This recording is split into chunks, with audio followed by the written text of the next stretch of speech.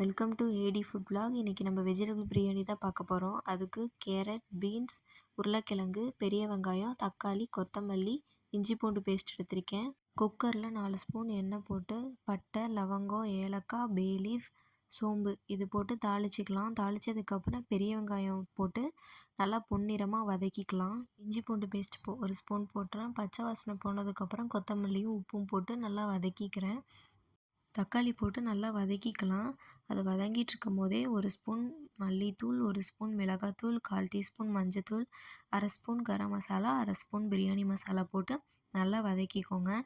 அது வதங்கினதுக்கப்புறம் தயிர் 1 ஸ்பூன் போட்டு எண்ணெய் பிரிஞ்சு வர அளவுக்கு நல்லா வதக்கிக்கோங்க. இப்போ வெஜிடபிள்ஸ்லாம் ஆட் பண்ணிக்கலாம். உருளைக்கிழங்குக்கு பதிலாக நீங்கள் காலிஃப்ளவர், பட்டாணி இதெல்லாமே போட்டுக்கிட்டாலும் நல்லாயிருக்கும்.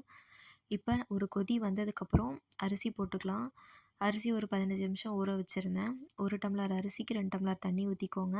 குக்கர் மூடுறதுக்கு முன்னாடி கொஞ்சோண்டு கொத்தமல்லியும் நெய்யும் போட்டு மூடி வச்சு 3 விசில் விட்டுக்கோங்க.